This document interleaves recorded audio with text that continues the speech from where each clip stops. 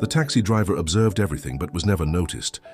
Until one day, a note changed his routine forever. Who left it there? Where is his daughter? Each clue leads to a past he tried to erase, but which now returns with dangerous secrets. Will he be able to save her before it's too late? The sun had barely risen when Robert was already at his post, as he had done every day for 5 years. His taxi, a meticulously clean silver Chevy Malibu, awaited the first passenger of the day at the stand near Grand Central Station in New York City. As he watched the city's movement awaken, his fingers drummed softly on the steering wheel, a habit he had maintained since the days when his hands had other purposes. The photo of Lauren, his 16-year-old daughter, smiled at him from the dashboard. The improvised picture frame was simple, but represented everything that mattered in his current life. Robert adjusted the rearview mirror, and for a moment his reflection reminded him of who he used to be. The dark brown eyes still maintained, that gleam of someone who was trained to observe every detail, every suspicious movement. But now these skills served only to avoid potholes in the asphalt and identify potentially problematic passengers. Central to 247, we have a ride on Park Avenue. The metallic voice of the radio brought him back to the present. Robert responded, promptly, confirming he was on his way. It was another ordinary day in his new life, an existence he had carefully chosen to distance himself from the past. As he drove through the already congested streets of Midtown Manhattan, Robert allowed his mind to wander to breakfast that morning with Lauren. She was excited about the school science fair, where she would present her project on renewable energy. "Dad, you'll be able to come, right?" she'd asked, her eyes shining with expectation. "I wouldn't miss it for the world," he promised, knowing he would keep his word, as he always did with her. The passenger from Park Avenue was a hurried executive, one of those who barely lift their eyes from their cell phone. Robert preferred silence, concentrating on traffic while his mind automatically catalogued every car that followed them for more than 2 turns, an old habit he could never completely abandon. The day went by normally, a succession of short and long rides, superficial conversations with passengers, and moments of contemplative silence in traffic. In the afternoon, Robert stopped at his favorite cafe, a small bakery in Greenwich Village, where the owner, Mr. Johnson, already knew his order by heart: extra strong coffee with toast. "And Lauren? Robert? Still dedicated to her studies?" Mr. Johnson asked as he prepared the coffee. "More every day now she's committed to a science project. Wants to change the world, you know?" Robert replied with a proud smile. It was during this moment of tranquility that his cell phone vibrated. It was a message from Lauren. "Dad, I'm going to stop by the library after school to research more about the project." "No need to pick me up today," Robert replied quickly, recommending caution and asking her to let him know when she got home. At 5:30 p.m., Robert decided to make his last ride of the day. He wanted to be home when Lauren returned, maybe prepare something special for dinner. The passenger was a businessman who needed to go to JFK Airport. During the journey, Robert noticed a dark car that seemed to be following the same path for several blocks. His instinct, the one that years of training had perfected, began to alert him. After dropping the passenger at the airport, Robert checked his phone. No message from Lauren. It was already past 7 p.m., and she always notified when she got home. He called her cell phone, but it went to voicemail. A familiar sensation began to settle in his stomach, that same feeling that alerted him to imminent danger in his old missions. He drove quickly to the library, but it was closed. He called some of Lauren's friends, but no one knew her whereabouts. He went to the school, already closed at that hour. The parking lot was empty, except for a crumpled paper near the gate. Robert got out of the car, and as he approached, recognized his daughter's handwriting on a torn piece of notebook paper. His heart raced when he saw the hastily written words, "Help, D." The rest was smudged, but it was enough. Years of training and experience came back like a wave. Robert knew exactly what that meant, and more importantly, he knew what he needed to do. He got into the car and opened the glove compartment, removing a false bottom that hid an old phone, one of those impossible to track. He had sworn never to use that device again, but circumstances left him no choice. He dialed a number he had memorized years ago and waited. After 3 rings, a familiar voice answered. "I thought you had left this life behind, Ghost." The voice on the other end of the line was deep and familiar. "Mike, I need your help. It's about my daughter." "I was wondering how long it would take for the past to catch up with you," Mike replied with a heavy sigh. "Send the location. I'll be there in an hour." Robert hung up the phone and looked again at Lauren's photo on the dashboard. His expression changed subtly, his eyes gaining a different, more intense gleam. The ordinary taxi driver was beginning to give way to that other man, the one he had tried to leave in the past. While waiting for Mike, Robert began to make a mental list of the protocols he would need to follow. His mind worked like a well-oiled machine, recalling procedures and strategies he hadn't used in years. The taxi, which had always been his work tool, would now transform into his operations center.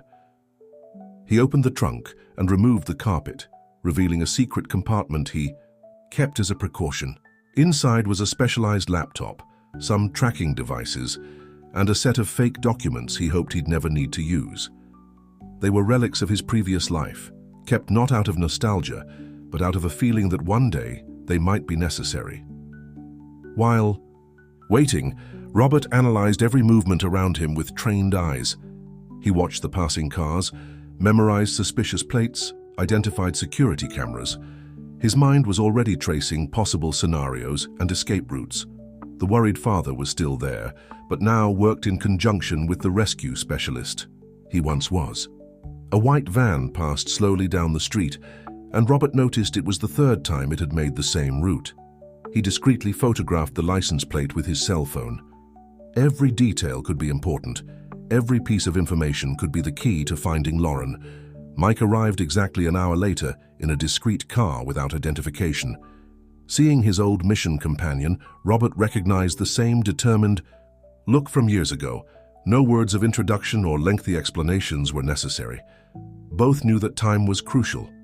"Do you still have your contacts?" Robert asked, already knowing the answer. Most have switched sides, but I still have access to useful information." Mike opened his laptop and started typing quickly. "We're going to need specialized help. I know someone who can track her cell phone even if it's turned off." Robert nodded, his mind already processing the next steps. The night was just beginning, and he knew that the next few hours would be crucial. The ordinary taxi driver had completely disappeared now, giving way to the man he had tried to forget for so long. The man his old targets knew only as Ghost. "First, we need to establish a secure operations base," Mike said, already organizing his equipment. "Your apartment might be compromised." "I have a place," Robert replied, remembering a garage he kept rented under a fake name, precisely for a situation like this. "And Mike's, thanks for coming. We're a team, remember? We always have been." Mike gave a half smile, the first since he arrived. "Besides, I'm Lauren's godfather. I wasn't going to let you face this alone." As they drove to the secure garage, Robert thought about his daughter, about how smart and strong she was, just like her mother had been. He knew Lauren would keep calm, use her intelligence. She had to be okay. There was no other option. The secret garage in the basement of an abandoned commercial building in Brooklyn quickly transformed into an improvised operations center. Robert and Mike worked in silence, each focused on their specialty. While Mike set up the tracking equipment, Robert studied a digital map of the city, marking possible locations of interest. "Remember the mission in Miami?" Mike broke the silence, without taking his eyes off the computer screen. "When you managed to track that impossible target using only traffic cameras?" Robert nodded, remembering that specific operation. "It took 3 days of observation to identify the pattern. Every person, every organization has one."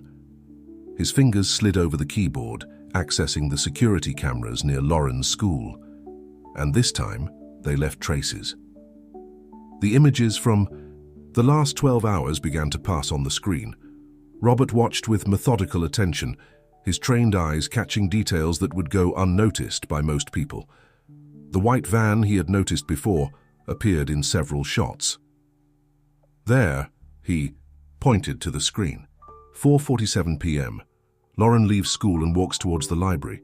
The image showed his daughter with her backpack walking calmly along the sidewalk. And here, 4:52 p.m., the white van passes for the first time. Mike approached to see better. 3. Men inside. The driver wears a black cap. The front passenger has a tattoo on his neck. He paused, typing quickly on another computer. I'm running a facial recognition program on the city's cameras. Robert continued analyzing the images, his expression changing subtly as he noticed something familiar. This van, the movement pattern, the way they positioned it. He stood up abruptly, going to an old folder he kept stored. It can't be a coincidence. Inside the folder, yellow documents detailed an operation from 5 years ago, Robert's last mission before becoming a taxi driver. The photos showed an organization that specialized in elaborate extortion schemes, always targeting people with complicated pasts. The Cobra, Mike muttered, recognizing the patterns. I thought he had disappeared after that operation in Chicago. He didn't disappear, he changed tactics. Robert spread the documents on the table. He was always more of a strategist than a criminal. He must have discovered who I was and planned this for months. A beep from the computer interrupted the conversation. The tracking program had found something. Lauren's cell phone. Mike enlarged the map on the screen. It was last detected in the Bronx area, near an abandoned industrial complex. Robert knew that area well. It was a maze of abandoned warehouses and deserted streets, perfect for those who don't want to be found. But it was also familiar territory. Years ago, he had mapped every entrance, every escape route in that region. We need more information before we act, Mike said, concerned about the impulsiveness he was beginning to notice in his friend. Cobra was never one for hasty actions. This is a game for him. And that's exactly why Lauren is safe for now. Robert picked up his old cell phone, the one he kept for emergencies. I'm going to need to make some calls. I still have contacts in the intelligence department who owe me favors. While Robert made the calls, Mike continued monitoring the security cameras in the Bronx area. That's when he noticed something interesting. Robert, look at this. He pointed to a sequence of images. In the last 2 hours, 3 different cars passed by this same point, always at the same time interval. Perimeter patrol. Robert immediately recognized the pattern. They're protecting something important. He picked up his tablet and started working on a complex scheme. Cobra has always been methodical in his security protocols. If we keep observation for a few more hours, we'll be able to identify all surveillance points. One of Robert's contacts returned the call with valuable information. The white van had been seen in 3 other similar occurrences in recent months. In each case, the target person had a military or intelligence background, and in each case, something valuable had been demanded in exchange. He's building something, Robert concluded, connecting the dots. Each victim had access to specific information or resources. It's not about money, it's about power. Mike nodded, understanding the magnitude of the situation. And you? What could he want from you? Robert was silent for a moment, his gaze lost in the shadows of the past. In my last mission before I left, I had access to sensitive information, names, locations, operations that never went public, the kind of information that could bring down very powerful people. And you kept that information?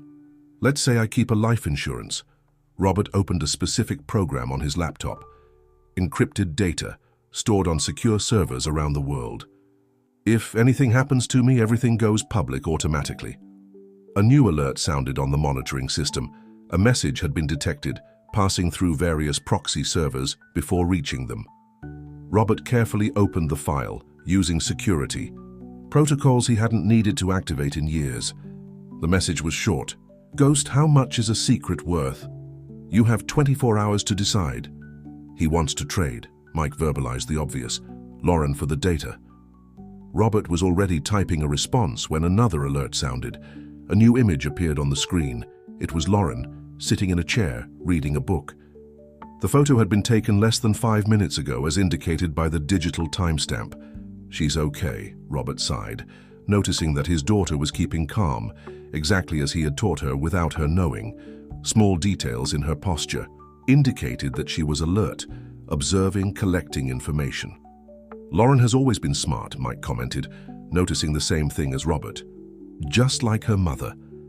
The mention of Hannah, who had passed away 10 years ago, brought a new wave of determination to Robert. He had promised his wife that he would protect Lauren from his past, that she would have a normal life. Now, that past had found a way to reach them. We have 12 hours to map every inch of that industrial area. Robert began organizing the equipment. Cobra expects me to try to negotiate, to buy time, but he forgot one important thing about the ghost. What?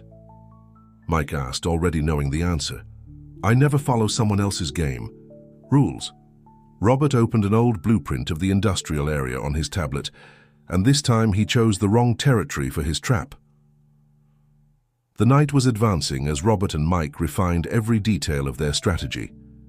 The industrial complex, in the Bronx apparently abandoned, revealed its true nature through the dozens of security cameras they had mapped in the last few hours. The patrols change every 4 hours, Mike observed, marking the points on a 3-dimensional digital map. But there's an interesting pattern here. He pointed to a specific area where the surveillance cars never passed. It's as if they were deliberately avoiding this sector. Robert smiled slightly, recognizing the tactic. Cobra has always been a fan of reverse psychology. He wants us to think that this is a blind spot too obvious to be true. His fingers slid over the tablet, enlarging the image of the area, which makes it the perfect place for us to start. The secure phone vibrated. Again. Another message from Cobra. 20 hours remaining, Ghost. Your daughter is an interesting girl. She speaks 3 languages fluently and has an impressive knowledge of renewable energy. It would be a shame to waste so much potential. Robert remained calm, although his eyes betrayed a growing intensity. He's trying to provoke me, to make me act precipitously. He put the phone away and turned his attention back to the map. But he doesn't know that every word of his gives me more information than he intended. How so? Mike asked, intrigued. He specifically mentioned the languages and the renewable energy project. It means he talked to Lauren personally, and by the casual tone, they're probably in a more comfortable environment, not in a traditional captivity. Robert began marking some points on the map. Look for structures that were once offices, preferably with access to active electrical power. Mike typed quickly, cross-referencing energy consumption data from the region with old building plans. 3 possible locations fit these criteria. Now, let's think like Cobra. Robert stood up, walking to a board where they had organized all available information. He was always obsessed with having redundant escape routes. In the Chicago operation, we discovered that he kept 3 different exits for each strategic location. As he spoke, Robert received a call from one of his old contacts. After a brief conversation, his expression changed subtly. Remember that security systems specialist who worked with Cobra? Apparently, he made 3 large equipment purchases in the last few months, all delivered to different shell companies. Let me guess, Mike started typing the information. The companies are registered at addresses close to the 3 points we identified. Exactly, but there's more. Robert picked up his tablet and showed some old photos. Cobra has a pattern when choosing his operation bases. He always looks for places with history, with some symbolic meaning. Mike enlarged the image of one of the buildings on the map. This one here.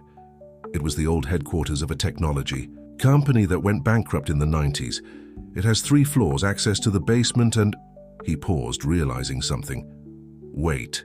The company belonged to the group that you and Cobra investigated in that last mission. Bingo, Robert started, working on a new scheme. He couldn't resist the temptation to add an extra layer of meaning to his plan. It's always been his weakness, the need to turn each operation into an elaborate story. As they organized the information, Robert received a new photo of Lauren. This time she was sitting near a window, apparently working on something on a laptop. The detail didn't go unnoticed. He's giving her too much freedom, Mike observed. This isn't normal. It's not, Robert agreed. Cobra knows Lauren is intelligent. He's trying to use that to his advantage, make her feel comfortable, maybe even sympathize with him. He zoomed in on the photo, analyzing every detail. But he made a mistake in underestimating how much she resembles her mother. Mike looked curiously at his friend. How so? Hannah was an expert in social engineering even before we started working together. It's actually how we met. A brief smile crossed his face at the memory. Lauren has the same natural talents as her mother. The way she's sitting, the angle of the laptop, she's collecting information. As he spoke, Robert began organizing a series of specialized equipment, small tracking devices, motion sensors, and a set of tools he hadn't used in years. Each item was meticulously checked, tested, and prepared with the precision of someone who never really forgot their training. Cobra expects me to try a direct approach, Robert explained as he worked. He probably has an elaborate trap prepared for that, but we're going to use a different tactic. He opened a detailed plan of the region's drainage system. Sometimes the longest path is the safest. Mike observed the plan taking shape and couldn't help but smile. He's expecting the ghost he knew 5 years ago. But you've changed. Exactly. Before, I was just an operator. Now I'm a father. Robert checked the latest information coming in on his tablet, and that changes everything. A new alert sounded on the system. The security cameras had captured unusual movement near the building they suspected to be Cobra's base. 3 new vehicles had arrived in the last 30 minutes. He's reinforcing. Security, Mike observed. Must be getting nervous with our silence. Good. Robert finished organizing the equipment. The more nervous he gets, the more predictable he becomes. And predictability is all we need right now. The sun was beginning to rise on the horizon, painting the sky in orange hues. Robert looked at Lauren's photo again, noticing how his daughter maintained that slight confident smile that reminded him so much of Hannah. You always told me I was too protective of her, Robert commented, putting the photo away, that I needed to let her learn to defend herself. And did you listen? Mike asked, already knowing the answer. More than you imagine. Robert began putting on a discreet tactical vest under his taxi driver jacket. All those theater classes, language courses, even the chess competitions, they weren't just extracurricular activities. Mike immediately understood. You trained her without her knowing. Hannah and I agreed before she passed that Lauren would need to be prepared, not to follow in our footsteps, but to protect herself in case the past caught up with us. Robert checked his equipment one last time. Now we're going to find out if we made the right choice. The industrial complex was beginning to wake up with the movement of the first workers from the factories still active in the region. Robert observed everything from his taxi, strategically parked at a point that gave him a privileged view of the suspect building. To any casual observer, he was just another taxi driver waiting for passengers at the start of the shift. Surveillance system confirmed on the north perimeter. Mike's voice sounded discreet in the small earpiece Robert was wearing. 3 high-definition cameras and motion sensors at the points we suspected. Robert made a casual gesture of adjusting the rearview mirror, actually using it to observe a black car that was passing for the 3rd time in the last hour. Our friend is getting careless, he muttered. Same patrol route, same intervals. He wants us to identify the patterns. As they talked, a new message arrived on the secure phone. It was another photo of Lauren, this time showing her apparently concentrated on a chess game. Robert immediately noticed the details, the position of the pieces, the way his daughter kept her hands on the board. She's playing with him, Robert said, a slight smile forming on his lips. And I'm not just talking about chess. What do you mean? Asked Mike, who was monitoring everything from the improvised base. Look at the position of the pieces. It's the same strategy she used in the state championship last year. It looks like she's losing, but Robert zoomed in on the image. Actually, she's setting up a trap 3 moves ahead. While analyzing the photo, Robert received a new message from Cobra. Your daughter is a fascinating adversary, Ghost. She reminds me of you in the old days, always thinking a few steps ahead. 16 hours remaining. He's trying to establish an emotional connection, Mike observed. Create a false sense of mutual understanding. It's what he does best. Robert put the phone away and started typing something on his tablet. But this time it's going to play in our favor. In the building, Lauren continued her chess game with Cobra, maintaining a studied expression of concentration. Each of her moves was calculated not just in the game, but in her entire body language. Years of theater classes and natural talent, inherited from her mother, allowed her to project exactly the image she wanted. "Check," she said, moving her knight. Her eyes discreetly studied her opponent's reaction, cataloging every micro-expression. Cobra smiled, apparently impressed. "Interesting move. Your technique reminds me of someone I knew a long time ago." He made his move, moving the king to an apparently safe position. "Your father also liked to sacrifice important pieces to create unexpected opportunities." Lauren maintained her neutral expression, although internally she processed every word. "You knew my father?" she asked with calculated curiosity, moving her queen to an apparently vulnerable position. "Let's say we worked together on some special projects." Cobra studied the board, analyzing the possible consequences of Lauren's last move. He was known for his ability to completely disappear. Some called him Ghost. Meanwhile, outside, Robert was putting the first phase of his plan into action. His taxi was now circulating through the area, making seemingly random stops to pick up and drop off passengers. In reality, each stop was strategically calculated to map the blind spots of surveillance. "The motion sensors have a predictable scanning pattern," Mike informed through the communicator. 7-second interval between each cycle. "It's enough. Time if you're quick." Robert made one more ride, this time dropping off a passenger, actually an old operations colleague, near one of the access points to the drainage system. The man, dressed as a water company worker, immediately began installing small interference devices at strategic points. Back at the chess game, Lauren had just lost her queen. Cobra seemed satisfied, without realizing that each piece lost by her was part of a larger plan. "You know, Lauren," he said, rearranging some pieces, "your father and I were very much alike, both experts in seeing the bigger picture, in understanding that sometimes you need to sacrifice something valuable to achieve a greater goal." Lauren moved her bishop, apparently a defensive move. And what goal would that be? Change, transformation. Cobra made his move, falling perfectly into the trap that Lauren had prepared. Sometimes the world needs people willing to break the rules to create something new. "Interesting," Lauren replied, moving her knight to the final position. "Checkmate." In 3 moves. Cobra looked at the board, his smile slightly diminishing as he realized he had been completely outplayed. Lauren maintained her gentle expression, but internally catalogued every reaction, every subtle change in her captor's posture. Outside, Robert was receiving real-time updates. Every movement inside the building was monitored through the devices they had managed to install. The plan was working. Cobra was so focused on his psychological game with Lauren that he didn't notice the net closing around him. "East Sector security systems compromised," Mike informed. "Our water company friend managed to install all the devices. In an hour, we'll have full control of the perimeter." Robert made his last ride of the day, strategically parking with a view of the building's main entrance. The sun was beginning to set, painting the sky in orange hues. It was the moment they had been waiting for. The shift change of the security teams always caused small breaches in the surveillance system. "Lauren is already positioned," Robert said, observing through his improvised thermal cameras. "She perfectly understood the code we left in the chess game. Now we just wait for the right moment." Mike, monitoring all security feeds, noticed unusual movement.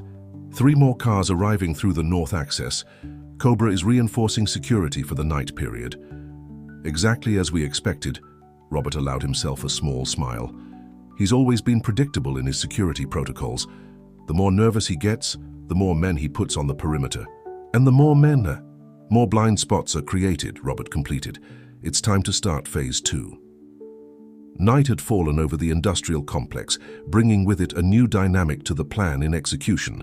Lauren, in her makeshift room on Taipei Quay, the 3rd floor of the building, was apparently reading a book. But her mind was actively working, processing every piece of information she had collected during the day. The chess game had revealed much more than Cobra imagined.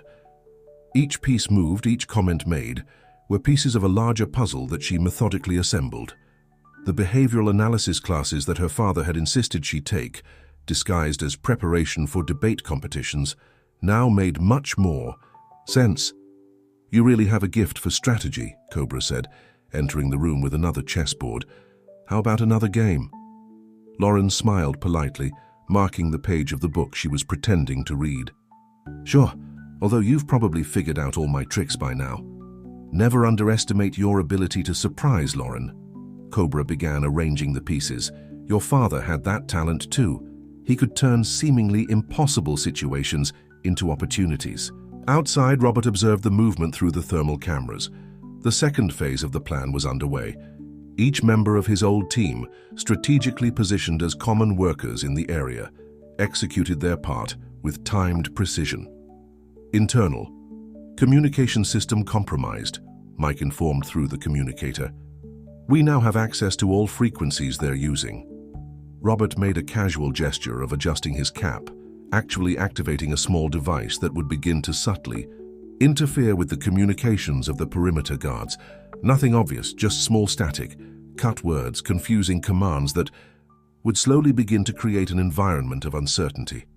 Inside the building, the new chess game was developing. Lauren had chosen the black pieces this time, a choice that made Cobra smile with apparent approval. "Interesting. Most people prefer white, the advantage of the first move." He made his first move. "But you seem comfortable waiting, letting the opponent show their strategy first."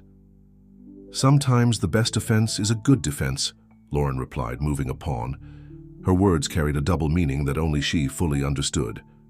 As they played, Lauren kept a precise mental count of the time between security rounds in the hallway.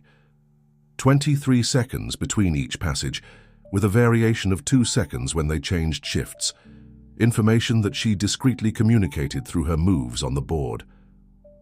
"You know, Lauren," Cobra continued, "your father and I used to argue a lot about ethics, about how conventional rules sometimes need to be bent to achieve a greater good.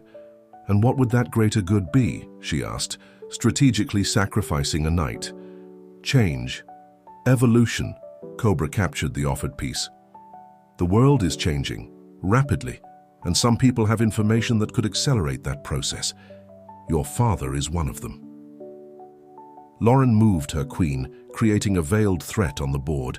"And you think he'll just hand over that information?" "He'll make the right choice. Parents always do when it comes to protecting their children."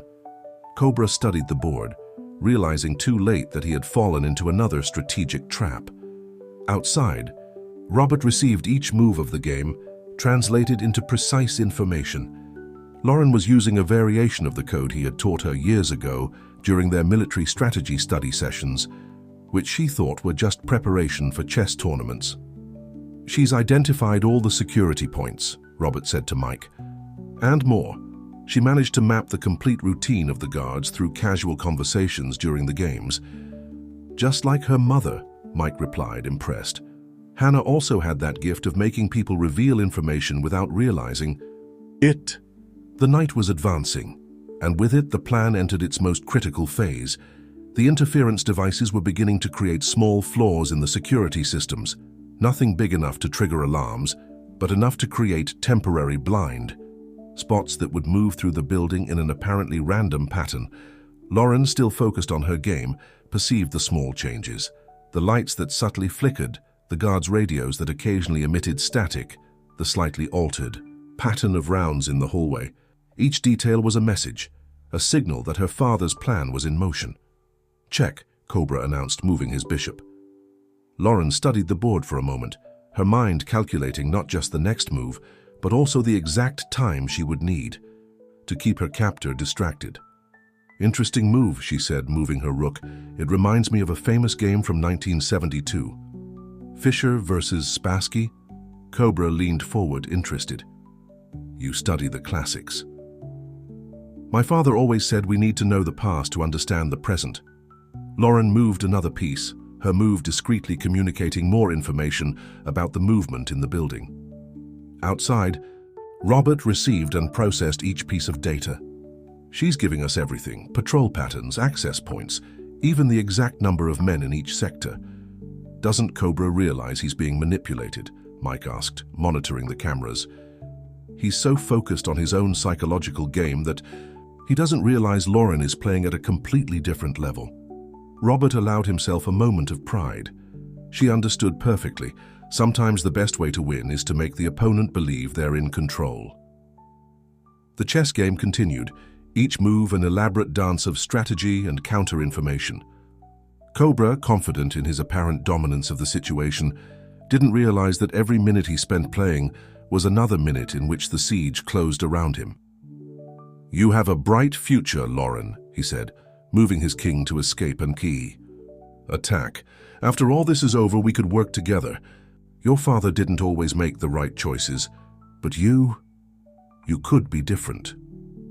Lauren moved her queen, completing the pattern of information she needed to transmit. "You know what's the most interesting part of chess?"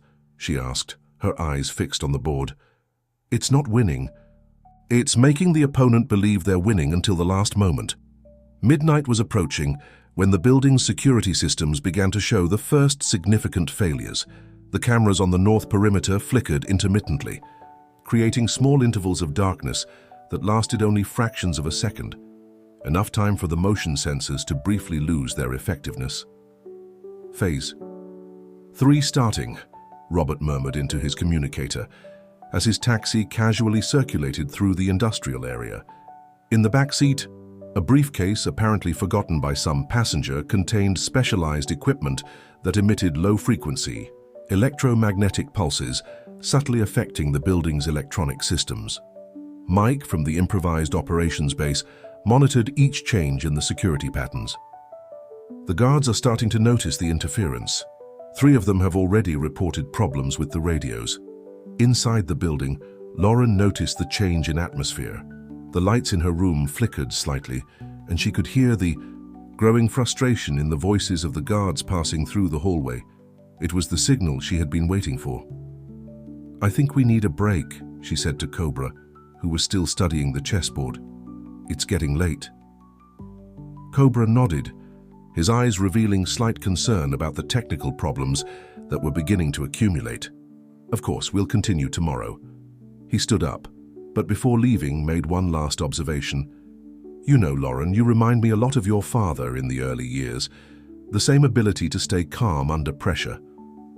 As soon as she was alone, Lauren began to implement her part of the plan. Years of theater classes had taught her not just to act, but to observe, to notice the small details that revealed people's true intentions. Cobra was nervous, and it wasn't just because of the technical problems. Outside, Robert was initiating the most delicate part of the operation. His taxi was now parked near an old service entrance, apparently waiting for passengers. In reality, it was the exact point where the security systems presented their greatest vulnerability. "Alpha team in position," a voice informed on the communicator. It was Carlos, one of Robert's old team members, now disguised as a night shift security guard. "Beta team confirmed," another voice responded. Marina, an electronic systems specialist who had infiltrated as a maintenance technician. Robert checked his watch. There were exactly 12 minutes until the security shift change. It was the moment when attention naturally diminished, when the fatigue of the ending shift met with the adaptation of the starting shift. On the 3rd floor, Lauren put into practice years of training she didn't even know she possessed. Each dance class her father had insisted she take had in fact been a lesson in silent movement and body control. Each swimming competition had strengthened her ability to control her breathing and stay calm under pressure. 3rd floor camera system compromised, Mike informed. "You have 45 seconds before the backup kicks in." Lauren moved silently through the room, retrieving small devices she had strategically planted during her allowed explorations of the floor. Each of them now transmitted vital data to her father's team. Cobra, in his control room, was beginning to realize that something was wrong. The technical problems were too numerous to be coincidence, but they followed such a subtle pattern that it was impossible to identify their origin. "Check all systems again," he ordered over the radio, which now had more static than normal. "And double the rounds on the perimeter." Robert smiled as he heard the intercepted order. Cobra was doing exactly what they expected, responding to uncertainty with more security, inadvertently creating more blind spots in the process. Lauren. "He's on the move," Mike informed, observing the thermal sensors. Exactly as planned. Inside the building, Lauren had begun her most important part of the operation. Each of her movements was precisely timed to coincide with the failures in the security systems. Years of rhythmic gymnastics competitions now served a very different purpose than she had ever imagined. Cobra, feeling he was losing control of the situation, decided to make his own move. He picked up his secure phone and typed a new message to Robert. "Impressive, Ghost. But you should know I always have a plan B." Robert read the message without showing emotion. He had already expected this. Cobra always kept an ace up his sleeve. But this time they were prepared. "He's going to try to transfer her," Robert said to Mike. "In 3, 2, 1. As predicted, intense movement began in the building's underground parking lot. 3 armored cars positioned themselves, ready for an emergency exit. "Now," Robert commanded. At that moment, all electronic systems in the building began to show simultaneous failures. Lights flickered, security doors locked and unlocked apparently at random, and the guards' radios emitted only static. Lauren, who had perfectly memorized the building's layout through the guided tours that Cobra had proudly provided her, moved like a shadow through the now partially dark corridors. Each of her steps was synchronized with the failures in the security systems. "The garden you so admire," she said softly, repeating the words her father always used when they played chess, "is sometimes the best place to hide a key." It was one of the many coded lessons Robert had passed on to her over the years, preparing her for a moment he hoped would never come. Now each piece of the puzzle fit perfectly. Cobra, realizing his plan was beginning to crumble, made a drastic decision. "Prepare the Omega Protocol," he ordered on his interference-ridden radio. "Immediately." But this was exactly what Robert had been waiting for. The real plan was about to enter its final phase, and not even Cobra, with all his cunning, had realized that every move he made in the last few days had been anticipated and used against him. Cobra's Omega Protocol was exactly what Robert had predicted: a complex evacuation maneuver involving multiple vehicles and simultaneous escape routes. Under normal circumstances, it would be virtually impossible to predict which car would actually transport the target. But this was not a normal situation. "All teams in position," Mike confirmed over the communicator. "The interference system is working perfectly." They're completely in the dark. Robert watched from his taxi as 3 identical cars left the underground garage, each heading in a different direction. To any observer, it would seem like a perfectly executed distraction maneuver. But there was one detail Cobra hadn't considered. Lauren wasn't in any of the cars. On the 3rd floor of the building, Lauren moved silently through the partially dark corridors. Years of classical ballet classes now served a very different purpose. Each step was perfectly calculated, as silent as a feather falling on velvet. "Backup system kicking in 30 seconds, Mike informed. Lauren smiled. Her father had taught her through countless games of hide and seek as a child that the moment everyone looks left is the best moment to move right. While all attention was focused on the departing cars, she was heading to the most obvious and therefore least expected location, the main control room. Cobra, focused on coordinating his elaborate distraction maneuver, didn't immediately notice the silent presence approaching. When he finally noticed, it was too late. "Impressive move," Lauren said, making him turn around quickly. "Sacrificing all your pieces to protect the king. Classic, but predictable." "How?" Cobra began, but then understood.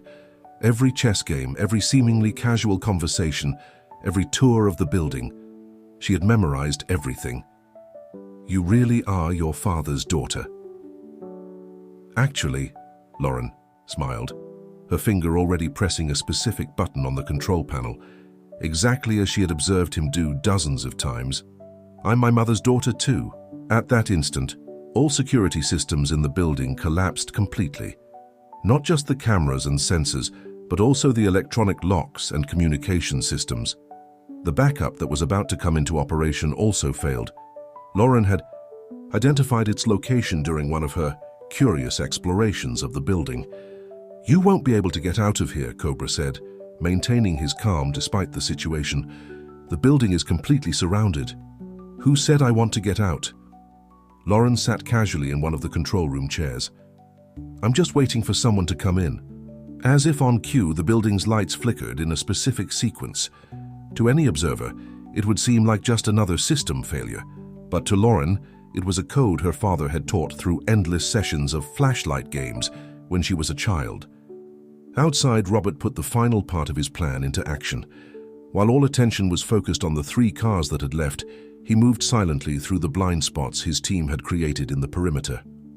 All vehicles confirmed empty, Mike informed.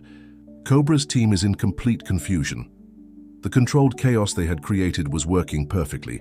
Cobra's men, without communication and clear guidance, were beginning to make basic mistakes. Some abandoned their posts to check the cars, others tried to return to the building. The impeccable formation they maintained had transformed into an uncoordinated dance. In the control room, Lauren kept Cobra distracted with one last chess game. Each of her moves was calculated not just on the board, but in the time she needed to buy. You know what's the beauty of chess? She asked, moving her knight. It's not about memorizing moves or predicting movements. It's about creating patterns that your opponent wants to see, making them believe they're in control. Cobra observed each move with growing understanding. You were never really under my control, were you? Let's say I had good teachers. Lauren moved her queen, creating an obvious threat. My father taught me strategy through games. My mother taught me to observe people through theater. And you, she smiled, you taught me exactly how your system works. At that moment, a series of soft clicks echoed through the room. All doors in the building had been unlocked simultaneously. The security system, designed to lock everything in case of total failure, had been completely reversed. Impossible, Cobra muttered, recognizing the signature of the maneuver. This system is unhackable. Nothing is unhackable, Lauren said, repeating one of her mother's favorite phrases. It all depends on how much time you have to observe and learn. A silent movement at the door caught both their attention. Robert was standing there, still dressed as a simple taxi driver, but his posture revealed much more. Checkmate, Lauren said, knocking over Cobra's king on the board, in every sense. The silence in the control room was almost palpable. Robert remained at the door, his gaze fixed on Cobra, while Lauren maintained her casual position next to the control panel. Years of preparation, of training disguised as everyday activities had culminated in this moment. I always knew you'd come back, Cobra said, his voice conveying a studied calm. But I confess I didn't expect this. He gestured towards Lauren, a slight smile of involuntary admiration on his lips. You made the same mistake as always, Robert replied, entering the room with the tranquility of someone who has total control of the situation. You underestimated what you couldn't fully understand. Lauren observed the interaction between the 2 men with analytical interest. Each gesture, each word, carried years of untold history. Her training in body language reading, disguised as theater classes, allowed her to see the layers of meaning in every movement. The data you want, Robert continued, was never really hidden. It was in plain sight, protected by the most secure of disguises. Obviousness. Cobra frowned, trying to process the information. The taxi, he muttered, finally understanding. All this time. A taxi driver sees everything and is seen by no one, Lauren completed, recalling one of the many life lessons her father shared during their rides through the city. People talk freely, share secrets, reveal their true natures. 5 years collecting information, Robert explained, sitting casually in one of the chairs. Each ride, each conversation, each location visited. The largest database on the cities. Operations isn't on any secure server. It's in the seemingly innocent records of a simple taxi driver. Outside, Mike coordinated the team that now had complete control of the perimeter. All systems secured, he informed over the communicator. The federal police are on their way with all the necessary documentation. Cobra looked at the chessboard, where his king still lay fallen. You turned your own daughter into an operative. No, Lauren intervened, her voice firm. He gave me the tools to protect myself in a world he knew might one day reach me. Each class, each hobby, each coincidence in my education, everything had a greater purpose.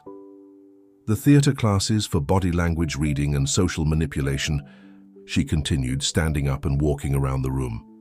Chess for strategy, gymnastics for body control, debates for psychological analysis, swimming for endurance and breath control, even my interest in renewable energy. It was you who chose that path, Robert completed. I just made sure you would have the necessary skills for whatever path you decided to follow.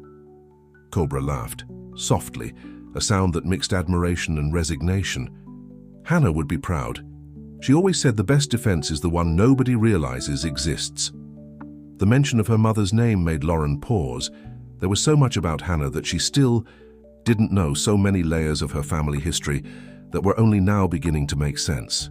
The files you're looking for, Robert said, picking up his tablet, contain much more than just information about old operations.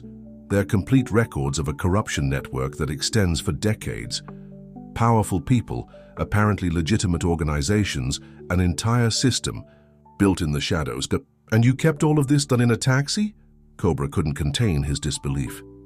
The best place to hide something is where no one would think to look, Lauren quoted, remembering another of her father's casual lessons. And who would suspect that a simple taxi driver would be the biggest threat to the city's organized crime underworld? Robert completed. Each ride was an opportunity to collect information, each passenger a potential source. And you, with your obsession for control and power, never realized you were being watched all along. In the building's courtyard, the 1st Federal Police, vehicles began to arrive discreetly.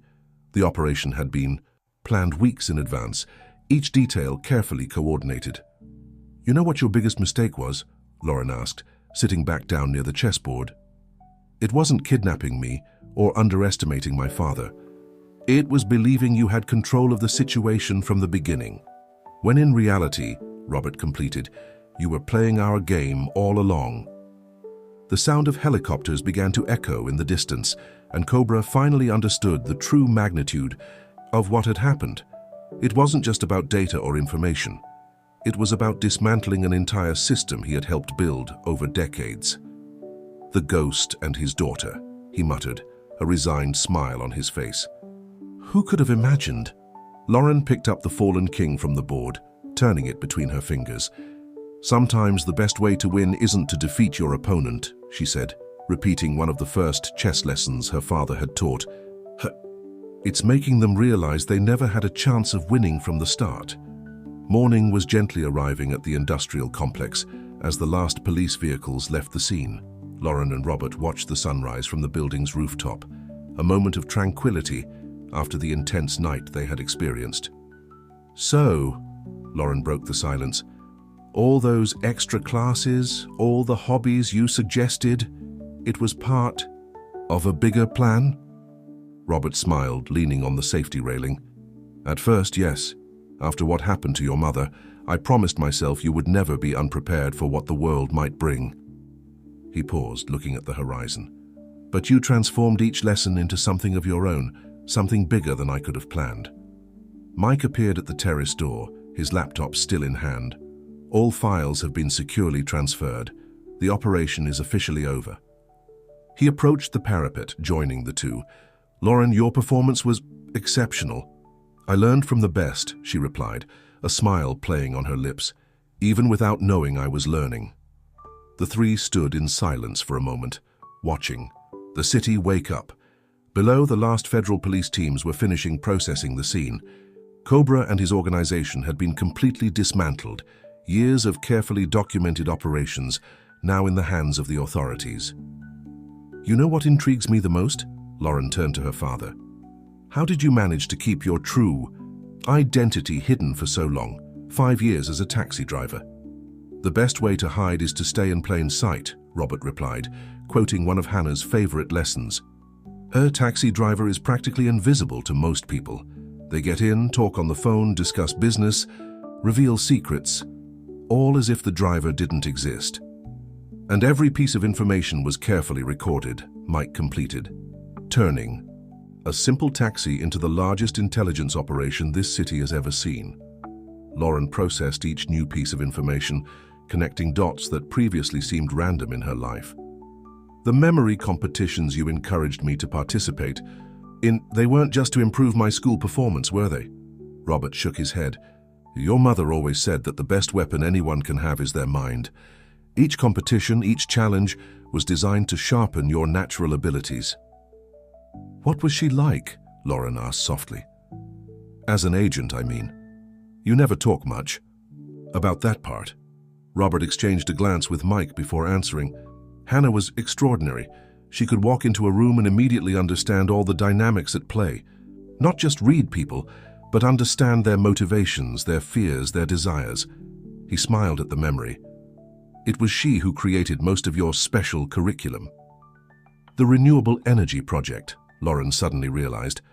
It wasn't a coincidence that I became interested in that, was it? Your mother was working on a case involving fraud in the energy sector when... Robert paused, carefully choosing his words. She left clues, information encoded in places that only we would know to look. Your natural interest in the area allowed us to continue her work without raising suspicions. Mike checked his watch. The cleanup team is finished. The building is officially clear. Lauren looked one last time at the place where she had spent the last 48 hours. Oh, what happens now? Now, Robert smiled, you decide. It's always been your choice from the beginning. Every skill you've developed can be used in whatever way you want. For the greater good, as your mother always said, but following your own path. And the taxi? She asked, an amused gleam in her eyes. Oh, that continues. It's the perfect cover, after all. Robert pulled the keys from his pocket, the keychain with the taxi cooperative's name dangling in the air. Besides, someone needs to keep an eye on the city. Mike closed his laptop. By the way, your presentation on renewable energy at the science fair, is it still happening? Lauren smiled broadly. Of course, but I think I'll add some observations about security systems and energy efficiency, purely from a technical point of view, of course. The three laughed, the tension of the past few days finally dissipating. The sun was now completely above the horizon, painting the sky in shades of gold and blue. Your mother would be proud, Robert said softly. Not for what you can do, but for who you've chosen to be. Lauren hugged her father, feeling the weight and significance of everything that had happened. I think I always knew somehow that there was something more to all those lessons, all that training. And now, Mike asked. Now, Lauren smiled. I think it's time to create some lessons of my own. A week had passed since the events at the industrial complex. The school auditorium was packed for the science fair, and Lauren was preparing for her presentation on renewable energy. Her project, now enriched with detailed analyses of energy efficiency in security systems, had caught the attention of several experts in the field. Robert watched from the last row, proud not only of his daughter's poise on stage, but of how she had transformed her recent experience into constructive knowledge. Beside him, Mike disguised his emotion as he filmed the presentation. And so, Lauren concluded her exposition, we can see how renewable energy systems can be integrated into existing infrastructures, improving not only energy efficiency, but also the security and sustainability of large facilities. The applause was enthusiastic. Among the audience, some representatives from technology companies were already taking notes, impressed by the technical depth presented by a high school student. After the presentation, as participants circulated among the various projects on display, Lauren found her father near her stand. So, she smiled, what did you think of my creative adaptation of recent experiences? Robert laughed softly. Your mother always said that true knowledge is what we can transform into something positive. He observed the graphs and diagrams Lauren had prepared. You managed to take something potentially traumatic and turn it into an opportunity for real change. Mike approached, putting away the camera. 3 companies have already asked me about possible internships, he commented. Apparently your analysis of integrated security systems caught a lot of attention. Speaking of security, Lauren lowered her voice. How are things in the city? Calm, Robert replied, his gaze discreetly scanning the auditorium out of habit. The files we collected over the last 5 years are being processed by the authorities. Several important operations have been quietly dismantled. And the taxi? Still running normally, Robert smiled. Although now I have a very perceptive part-time assistant to help with data analysis. Lauren raised an eyebrow. Part-time? Of course. Your studies remain the priority. In fact, he pulled an envelope from his pocket. This arrived this morning. Lauren opened the envelope, her eyes widening as she read the contents. MIT. You knew about this? Let's say your exceptional grades and impressive renewable energy project caught the right attention. Mike winked. The fact that you have some influential godfathers in the technology department might have helped too. But what about the work here? What we discovered, the whole system that still needs to be investigated. Robert put his hand on his daughter's shoulder. Lauren, remember what your mother always said. True power isn't in having information, but in knowing how to use it to make a difference. And you'll make more of a difference developing your own path, Mike added. Besides, Boston has an excellent taxi network that could benefit from some technological upgrades. The three laughed, complicit in their little secret. Around them, the science fair continued, students and teachers animatedly discussing their projects, all oblivious to the true story that had unfolded in recent days. You know, Lauren said, organizing her presentation materials, I think I finally understand why you chose to be a taxi driver after everything. Do you? Robert helped put away some equipment. It wasn't just for the perfect cover or information gathering. It was because of the people, wasn't it? Each passenger, each story, each small moment of human connection. Robert nodded, once again, impressed by his daughter's intuition. Your mother used to say that the greatest truths are in the small stories people share when they feel safe. In the taxi, for a few minutes, people lower their guards, show who they really are.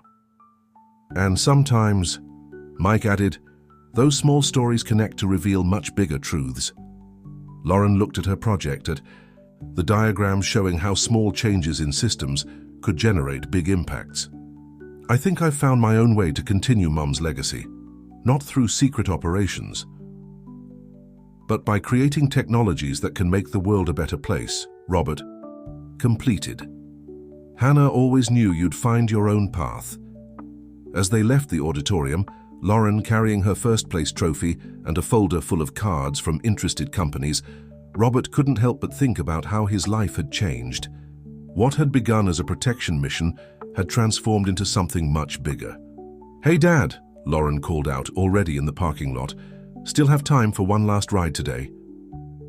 Robert picked up the taxi keys, the setting sun painting, the sky in shades of pink and orange. For you always.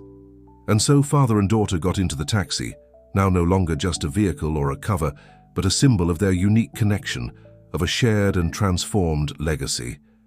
As they drove through the city they knew so well, both knew that each ending was just the beginning of a new story.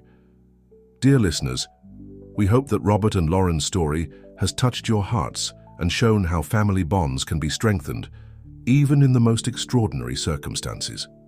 To continue this emotional journey, we've prepared a special playlist with equally captivating stories. Find it here clicking to the left. If you enjoyed this story of love, courage, and reinvention, don't forget to subscribe to our channel and give the video a like.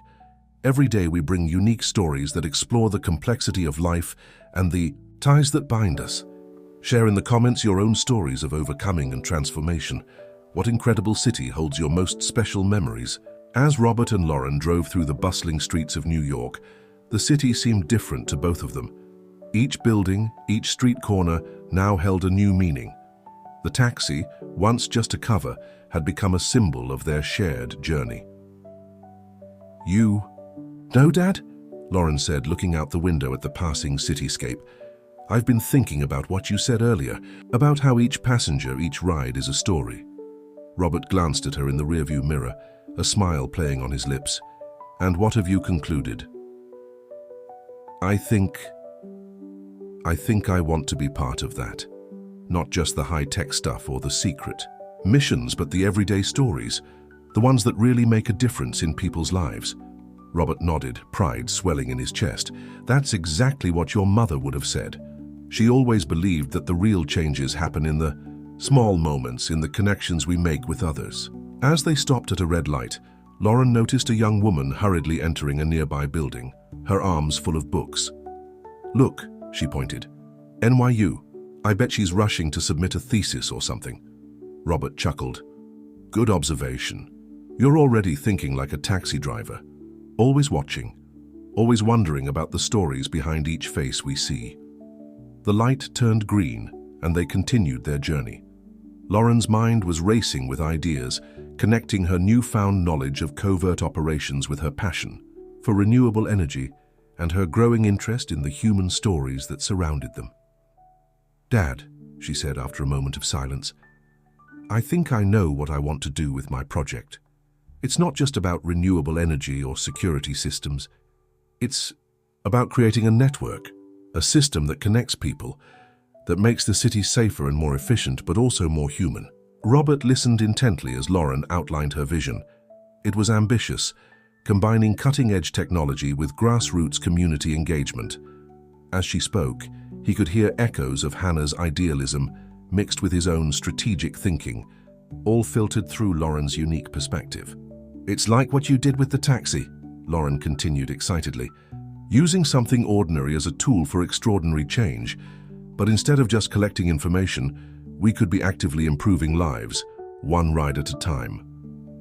As they pulled up to their apartment building, Robert turned to face his daughter, fully. "Lauren," he said, his voice filled with emotion, "what you're proposing is exactly the kind of vision your mother and I always hoped you'd develop. It's not about the technology or the secrets. It's about using what we know to make a real difference." They sat in the taxi for a moment longer, the engine idling softly. The city bustled around them, each passerby carrying their own story, their own secret hopes and fears. "So," Lauren said, a mix of excitement and nervousness in her voice, "where do we start?" Robert smiled, reaching over to squeeze her hand. "We start right here, right now. Every ride, every conversation, every moment is an opportunity. We'll build this new network of yours one connection at a time." As they stepped out of the taxi, the city seemed to pulse with new potential. Lauren looked up at the towering buildings, the endless stream of people, and for the first time, truly saw the web of stories that connected them all. "Ready for this new adventure?" Robert asked, standing beside her.